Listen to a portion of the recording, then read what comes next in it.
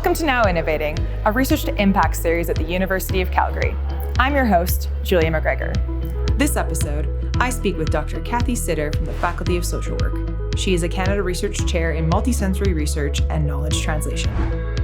Her research with the Multisensory Studio provides a space to create and share stories with the senses by blending sensory and arts-based methods in research design and knowledge translation.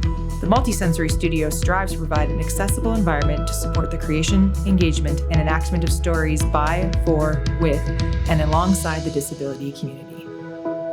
Hi, Kathy, and welcome to Now Innovating. Hi, great to be here today. We're really excited to have you. Just to get our audience acquainted first, I'd just like to ask you to describe really what multisensory storytelling is and why it is important.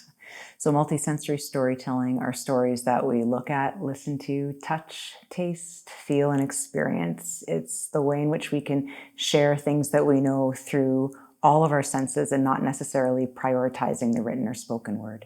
Oh, amazing. I'm thinking about when they release some 3D movies and they're like, we're going to have smell-o-vision, but like seems so much more tactile and important. No, absolutely. That's like where you go into some of those places where you can have like smells infused or wind coming or things coming down from the ceiling or whatnot and experience the environment in different ways. That's what we do at the Multisensory Studio. Fantastic. And so how can multisensory storytelling be applied to improve research design? Yeah, it's a great question. So we all know that people have stories to share and stories to tell. Oftentimes when we work in the area of disabilities, researchers may ask guardians or caregivers about experiences when it comes to first-person accounts, but rarely are folks with disabilities able to share what they know and how they know from their own perspective. And that's where sensory types of research really comes in. So we can explore stories and people's experiences, how they know the world, how they experience the world, and they can communicate that through very different and creative ways. So when we think about sensory research, not only gathering data through the senses, through smells, through touch, through sound, but also how we can carry that through from the data analysis to identifying the findings and also sharing that publicly so that the sensory elements are actually tethered all the way through. And I think there's a great opportunity to do that so that we can make sure everybody is able to share their stories in really creative and unique ways and using that information so that we can make the world more inclusive for everybody. Amazing. So like expansion of qualitative research methodologies. Yeah, really getting those perspectives. That's fantastic. Yeah. Really excited by that. So I know you have kind of done a first step with this. Like you had the social innovation of the youth digital storytelling project that you ran, I believe, late last year. Sorry. Can you tell us more about what the Youth Digital Storytelling Project was and like what were the outcomes of this initiative? So with that project, it was about a 2-year project and it focused around digital storytelling, which is a 2 to 5 minute video around a personal experience. And the model that we created, we worked with a group of youth who were in post-secondary and self-identified as disabled. And they were part of the Train the Trainers. And then they became the facilitators. And then they facilitated different groups all online of youth who are facing some type of life stage transition in the next couple of years and wanted to share their experiences, their hopes, their dreams, their fears. And through this project, it was really exciting, I think, because we recreated a model that we have now implemented in the community and our facilitators are hired and we work alongside different types of groups to create digital stories. And the outcomes of this project, we ended up having like a gala and then we had an online screening because we worked with folks across Canada. And we identified ways in which we can improve making sure digital storytelling, that method and methodology is more accessible because we centered around something called crypt theory. And then we also made sure that this is created or that is part of a story bank of stories. We identified some really important recommendations when we think about transitions with youth. What are some key considerations? And it's all based on first-person accounts of folks who have experienced life stage transitions or are about to experience that.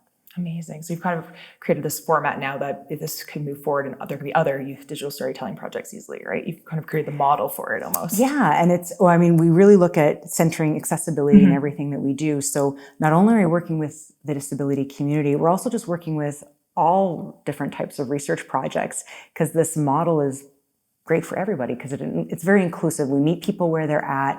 We take the idea of story and kind of play with what it means when we are sharing information and how we can tell or talk about our experiences or show our experiences or sound-based, like whatever it takes. But yeah, and it's a format that lets everybody participate, which is exciting. So cool. So I guess to like some of the outcomes of that too, you were in 2022, you were awarded a Canada Foundation for Innovation grant.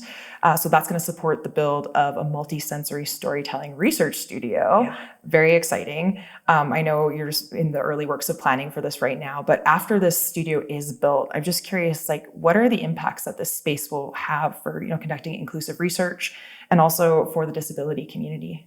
Yeah, great question. So with this studio, we're really excited about it. It's the first of its kind in the world. So there are sensory labs out there where you explore research through the sensorium, so through different senses. What we've done is we center disability and accessibility in everything. So the entire space is completely accessible. We're trying to change the way research is done in challenging kind of some assumptions on how we actually do a research design, who's actually around the table, what that looks like, how we can play with different information in really creative, digital and exciting ways. And everything from not only the built environment, so a big part of this research is making sure, as I mentioned, the space is accessible, but also who's involved. So we have an advisory group, we have with people with experience and expertise. It's getting a little bit of traction in the area of sensory studies, which is pretty exciting and fun as well. And I'm working really closely with two other colleagues, Dr. David Nicholas and Dr. Adam Patrick Bell, and they work in this space as well. So I guess there's a few different ways that we're hoping this will change the landscape of research. One, it'll challenge some assumptions and explore how we can gather, understand not only story, like data, and what that means for actual solid outcomes to change the way, so the world can be more accessible for everybody and more inclusive.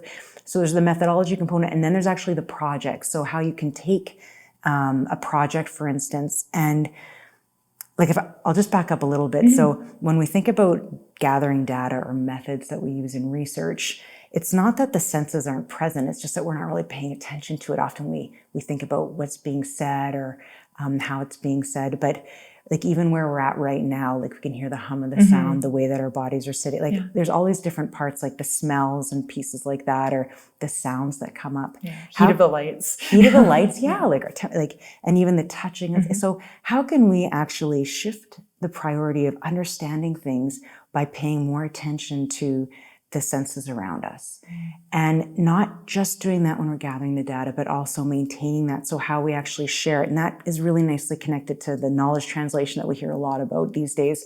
But so that ways in which we can share information, other people can experience and understand in a new way. So we're trying to push the boundaries a bit about that, and then take different topics and understand them more robustly, and also ensuring that it's first-person accounts from people who are actually experiencing that, who may have complex communication needs or mobility considerations or other aspects. So we're just, that's just kind of what we're trying to do.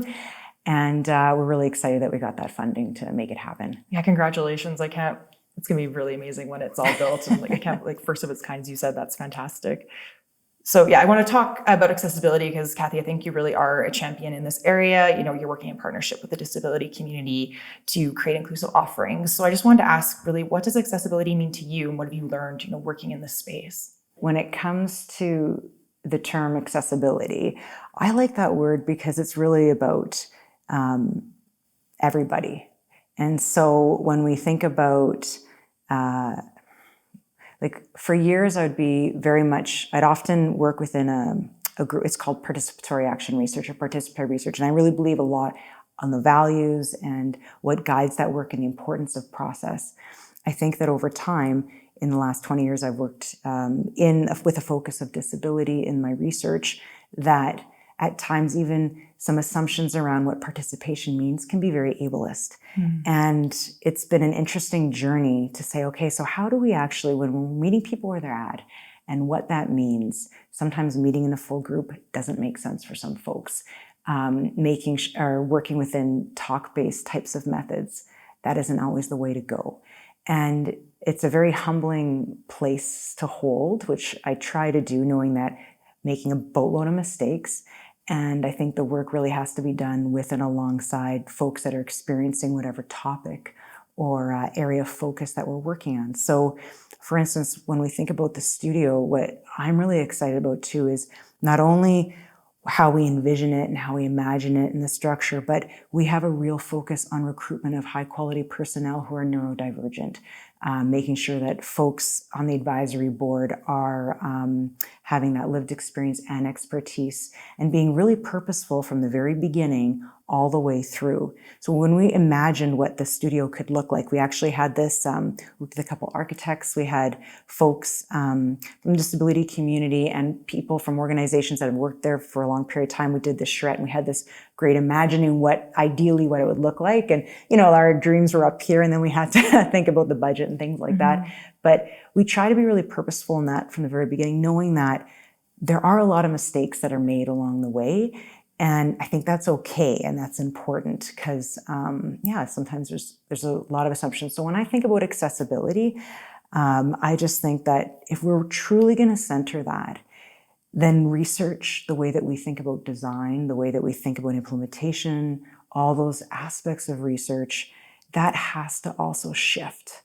And it's part of, in order to create change and all those good things like improved quality of life and influence policy and make the world a better place for everybody. That's where, when I think of access, I think it also starts with how we do research, the way we think about things, and everything from the built environment to how we're going to be asking certain questions. Excellent. Thank you for sharing that with me. That's some great learnings there for sure.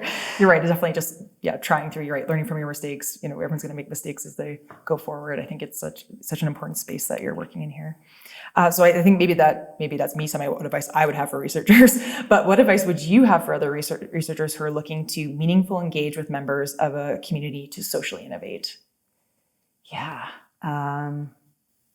I think it's always important to ask questions, to work alongside folks who have whatever the topic is. And I know that in health research, like we hear about things like patient-oriented research, which is this really amazing way of engaging work. And we have elements of participatory and collaborative type research or community-based.